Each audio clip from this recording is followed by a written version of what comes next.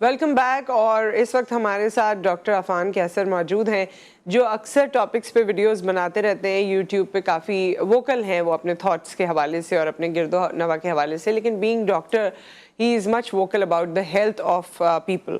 और उन्होंने पिछले दिनों, वैसे भी हम इस हवाले से, हेल्थ के हवाले से और जो चीज़ें हमारी हेल्थ को डिटोरिएट करती हैं येट हम उनको इस्तेमाल करते रहते हैं, उसके हवाले से मुख्तलिफ लोग, मुख्तलिफ प्रोग्राम्स होते हैं। बट आई थिंक जो डॉक्टर अफान ने एक निराला अंदाज अपनाया है और जो उन्होंने समोसों की बॉम्बार्टमेंट के हवाले से कहा है, उसने लोगों के दिल भी जीते हैं और शायद उनको इस बात पे मजबूर किया है कि इस बारे में सोचें ज़रूर। नेक्स्ट टाइम जब आप समोसा उठा रहे होंगे तो आपको लगेगा कि ये मेरे अंदर जाके शायद बॉम्बार्टमेंट करेगा।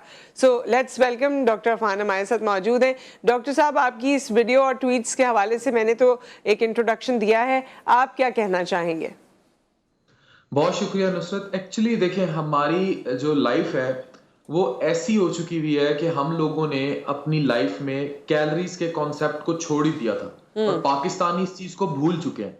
और अभी शायद अभी जो आने वाला रमजान है, शायद ये थोड़ा सा सोचेंगे कि हम जिंदगी में क्या खा रहे हैं, हम क्या कर रहे हैं अपनी सेहत के साथ, और हमारी क्वालिटी ऑफ फूड क्या रह गई है। गंदा तेल और गंदे किस्म के अज्जा, मिलावट ज़दा मिसाले। हम बैठे हैं, क्योंकि मैं मेदे जिगर का स्पेशलिस्ट हूं, हम दरिया के दूसरे किनारे पर बैठे हैं जहां ये बीमार होकर आते हैं। ठीक है। जहां ये sugar, blood pressure, hypertension, fatty liver जैसे मसलों से लड़ के आते हैं। तो हम क्योंकि उस साइड पर देखते हैं, हमारा काम है कि हम बताएं कि prevention is better than cure. Yes. तो अगर ये वक्त पे ही, अगर आप अपनी जवानी में ही अपनी बुनियादों में रेत नहीं डालेंगे और आप सॉलिड ग़िज़ाएं खाएंगे, मुराद ये है कि अच्छे fruits, vegetables, healthy diets which are good for your health, तो आप कभी भी बीमार नहीं होंगे। अच्छा, ये मैदे में जाके जिस तरह आपने बताया कि मिलावट ज़्यादा मसाले होते हैं और तेल होते हैं, लोग कहते हैं, लोग इसका तोड़ ये बताते हैं कि हम घर में बना लेते हैं। घर में बनाना जो है वो हाइजेनिक होता है और घर में हम किसी भी तरह की चीज़ बना सकते हैं और खा सकते हैं। आपको ये सही लगता है? और मैं साथ में ही मुझे, क्योंकि तेल की आपने बात की है, एक तेल घर में भी कितनी बार यूज़ होना चाहिए चीज़ें फ्राई करने के लिए? देखिए, किसी भी तेल को 20 मिनट अगर फ्राई कर लिया गया है तो उसको दोबारा फ्राई नहीं किया जा सकता। This is what that medical research said. उसको रीफ्राई किया ही नहीं जा सकता, क्योंकि जब आप उसे रीफ्राई करेंगे उसमें फ्री रेडिकल्स बनते हैं which are cancer causing agents. तो हमारे पास तो घरों में 5-6 दफा तो यूज हो ही जाता है मेरे ख्याल में, वरना 2-3 दफा। चले 2-3 दफा तक ठीक है, 500-600 दफा तो नहीं रीफ्राई होता। हाँ, ये जो समोसा बाजार से आता है, इसमें 8-8, 9-9 महीने ये तेल चेंज नहीं करते। मैंने कोट किया था कि दादा डालता है तेल और पोता निकालता है उसमें से समोसे। And this is currently happening. And कोई पैमाना नहीं है जाके चेक करने का कि तेल कितना पुराना था जिसको बार बार रीफ्राई किया गया। जाहिर है उनका नुकसान होता है, लेकिन उस नुकसान में जो सेहत की बर्बादी होती है, इसका कोई सवाल ही नहीं करता जाके उनसे।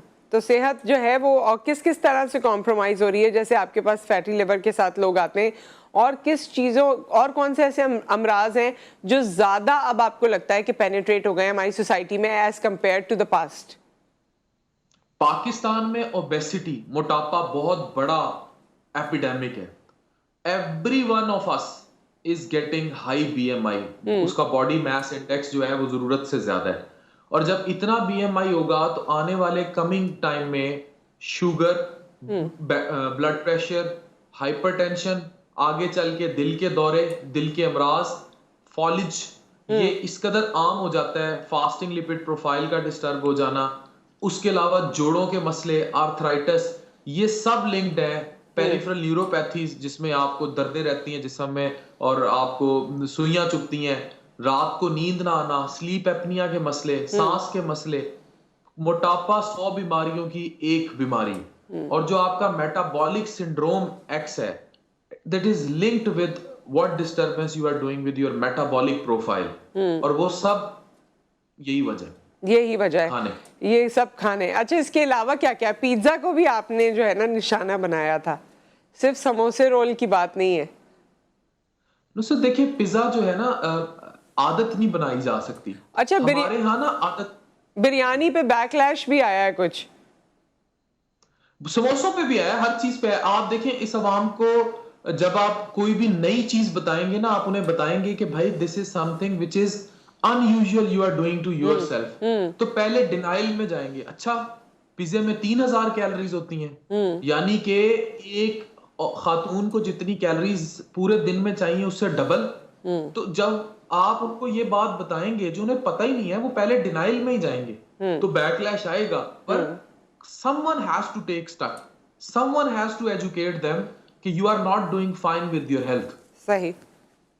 तो अपनी सेहत का जो आपने ख्याल रखना है, उसमें आप क्या बताते हैं जब पेशेंट आपके पास आता है कि क्या करें और क्या छोड़ें, क्या खाएं क्या ना खाएं?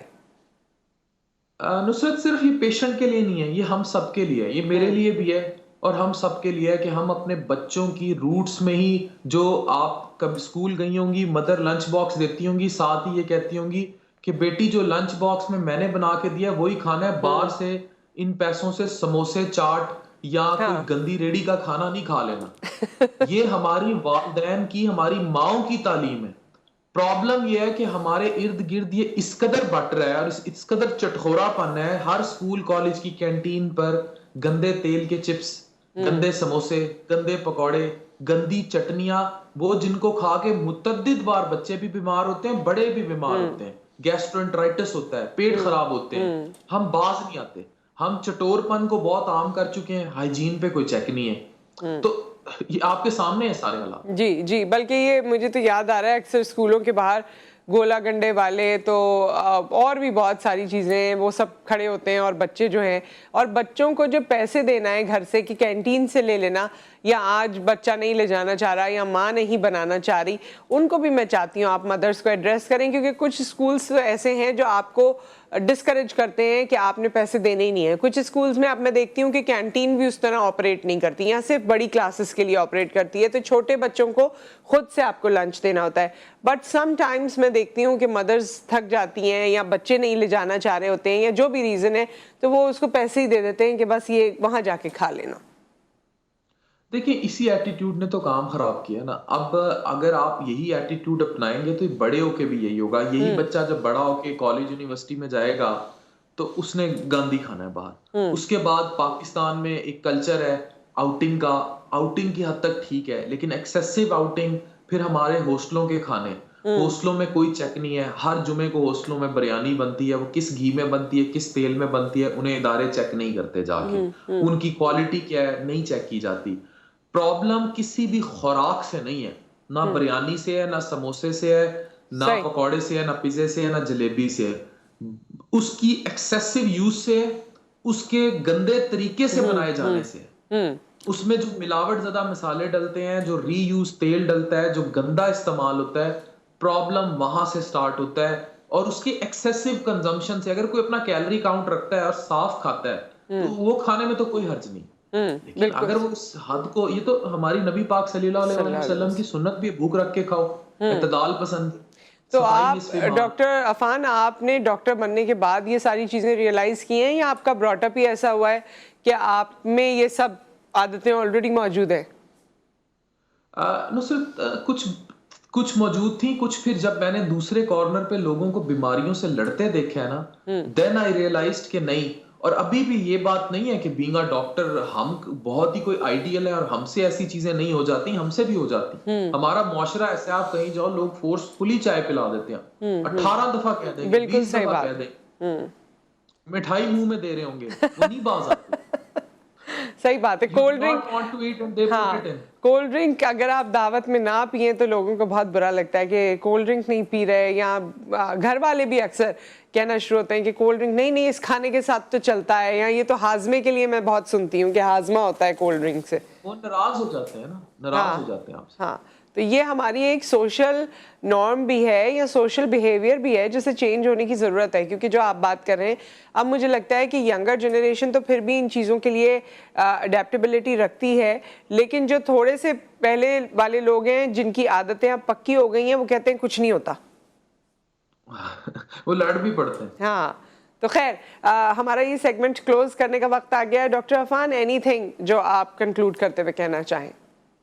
सर, मैं यही कहूंगा, हर मैसेज को, हर चेंज को पॉजिटिवली लेना चाहिए और जो लोग पॉजिटिविटी के साथ होते हैं वही लोग कामयाब होते हैं। जो लोग तब्दीली पे, इर्तिका पे बिलीव रखते हैं वही कामयाब होते हैं। कनाडा में एक कैंपेन चली है 2000 से पहले, बहुत यूथ सिगरेट पीती थी, आज वो यूथ 20% नहीं रह गई।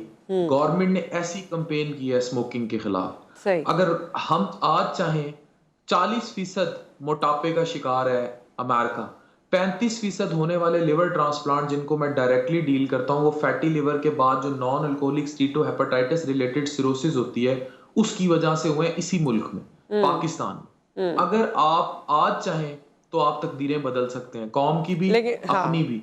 विल होनी चाहिए और सीरियसनेस होनी चाहिए। सो विद दैट बहुत बहुत शुक्रिया डॉक्टर अफान आपके वक्त का, थैंक यू। सो ये तमाम बातें हम सुनते भी रहते हैं, लेकिन जो इनका बताने का अंदाज़ था वो बहुत वायरल भी हुआ है, और वायरल ये चीज़ें भी होनी चाहिए जो कि इम्पॉर्टेंट हैं और हमारी सेहत से डायरेक्टली रिलेटेड है। एक कॉलर इस वक्त हमारे साथ हैं। अस्सलाम वालेकुम। वालेकुम अस्सलाम। मैं ठीक ठाक, आप कैसी हैं? मैं बिल्कुल ठीक ठाक। अच्छा, ये डॉक्टर अफान ने जो एक अवेयरनेस क्रिएट की है, इसकी पॉजिटिव, बहुत पॉजिटिव चीज है। लेकिन देखिए, एक चीज इसमें मेरा भी एक अपना पॉइंट ऑफ व्यू है कि दो तरह के लोग हैं हमारे जी, और लेकिन और टीवी और सोशल मीडिया सबके पास है। जी। लेकिन आप देखें, एक अपर क्लास है जिसको ये शऊर आ गया है कि लो फैट, लो कैलोरी और एयर फ्रायर, उनको उस तरफ राग़िब हो रहे हैं। लेकिन एक तबका वो भी है, मुतवस्सित तबका, जिसके एक्सेस में ये सब चीजें नहीं है, और उनके बच्चों की जो पॉकेट मनी है वो उनको उतना लिमिट करती है कि वो जो 10 रुपए का समोसा या वो खा ले। You're right. फ्रेंच फ्राइज है गरीब रेट पे बिकने वाले, वो उनकी एक्सेसिबिलिटी उसी के हद तक है। तो अब ये जो चेक और बैलेंस की अगर बात आती है कि इनको चेक किया जाए, तो मेरा ख्याल है कि वही हम की तरफ जाते हैं, तो हमारी मुआशी जो बैलेंस है वो भी मतलब इतना हो कि फिर ये आप इस सोच के सबको एक बैलेंस लाने के, ठीक, वो क्लास हो या वो, बिल्कुल सही, बिल्कुल सही है शाजिया, और ये भी बिल्कुल पॉइंट ऑफ व्यू है। और मैं देखती हूँ, थैंक यू शाजिया, आपने कॉल किया। और मैं ये देखती हूँ कि ज़ाहिर है हमारे यहाँ एक कंपटीशन भी है। वही बात कि स्कूल में मुख्तलिफ तरह के बच्चे पढ़ रहे होते हैं। अगर एक बच्चा इस तरह की लेविश चीज़ें ला रहा है तो दूसरा बच्चा अगर अफोर्ड नहीं भी कर सकता, तो ज़ाहिर है अफोर्ड करने के लिए जो वही बात है कि 10-15 रुपये 20 रुपये में जो चीज़ आएगी वो लेकर जाना चाहेगा। सो ये एक ओवरऑल सिस्टम है, जिस तरह मैंने पहले कहा था कि ये एक ओवरऑल बिहेवियर है जिससे सेटल डाउन होने की ज़रूरत है और समझने की ज़रूरत है। बचपन से हम बहुत अच्छी आदतें इनकलकेट नहीं करते। चाय पिलाना हम शुरू कर देते हैं, कोल्ड ड्रिंक हमारे बच्चे पीना शुरू कर देते हैं, मीठा हमारी डाइट में बहुत होता है और हमारे बच्चे भी बहुत मीठा खाते हैं।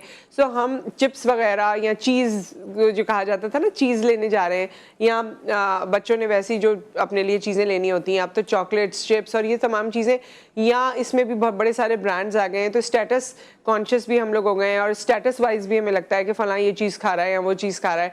सो ये बात यही है कि ज़्यादा खाना आपकी सेहत को इनडायरेक्टली ही इफ़ेक्ट कर रहा है और नेगेटिवली ही इफ़ेक्ट कर रहा है। कोई भी चीज़ ज़रूरत से ज़्यादा हो जाए तो उसका कोई फ़ायदा नहीं है।